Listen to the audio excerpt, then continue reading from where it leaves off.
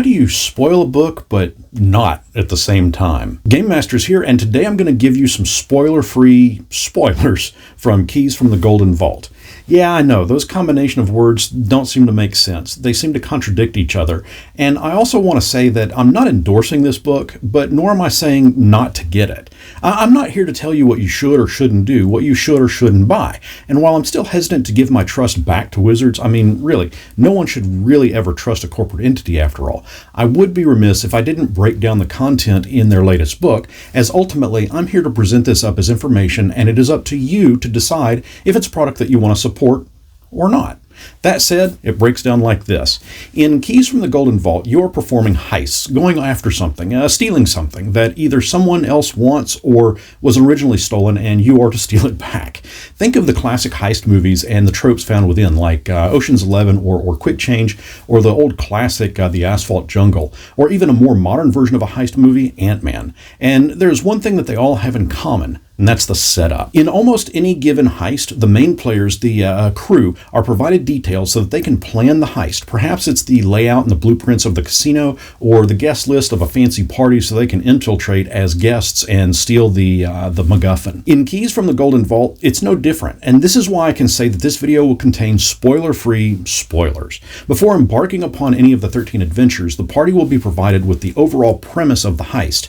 In some instances, it could be a map or other bits of information so that they can plan the heist itself. Okay, on to the spoiler-free spoilers. In Murkmire Malevolence, you sneak into a museum and steal an egg before it can hatch into an eldritch horror, which it might still do.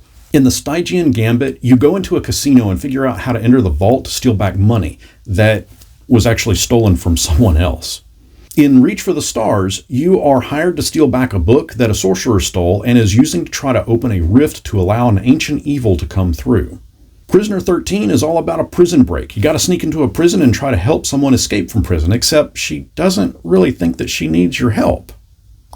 In Tockworth's Clockworks, clockwork automatons are tasked with keeping a city safe, but they have malfunctioned and are wreaking havoc.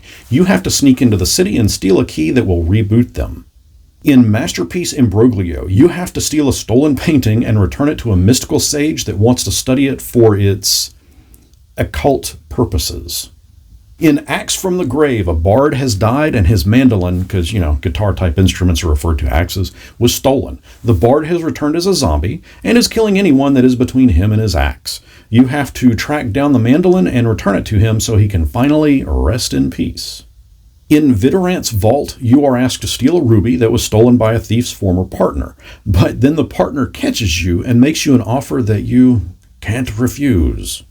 In Shard of the Accursed, a cursed obsidian shard must be returned to a tomb that it was stolen from in an attempt to break the curse. But there are others that will thwart your attempting to return it because some people just like to watch the world burn. In Heart of Ashes, an evil sorcerer is sucking the life from a city and turning it into ash. You gotta infiltrate his keep and obtain the king's heart, the heart of a clay golem, to stop him. In an affair on the Concordant Express, an outlaw is being taken to a place via an interplanar train to stand trial. You have to interrogate him to obtain names of demons. In Party at Palisade Hall, you gotta steal a magical diamond while a large party is going on, but not all is what it seems at this ball. In Fire and Darkness, an Efreet named Vrakir has obtained the Book of Vile Darkness. An Arcanoloth named Nebuchadnezzar hires you to steal that book, but you have a feeling that he may end up backstabbing you once you return it. Now, even at a quick glance, you can easily see some of the classic heist tropes taking form in these adventures. The Stygian Gambit, for example, could easily have been inspired direct from any given Ocean's movie. And in fact, if you choose not to grab this book, but still want to run a heist-themed adventure in your campaign, just go watch a heist movie and convert it into a Dungeons & Dragons adventure. Now, I want to keep this video fairly short, as I've got a few others that I'm working on that I want to get posted up in the next few days, but I'll leave you with these questions. What other tropes can you spot in these heists? What MacGuffins can you see being used in these heists that you have also seen used in movies? Let me know what you think down in the comments, and until next our paths cross, may you not get caught.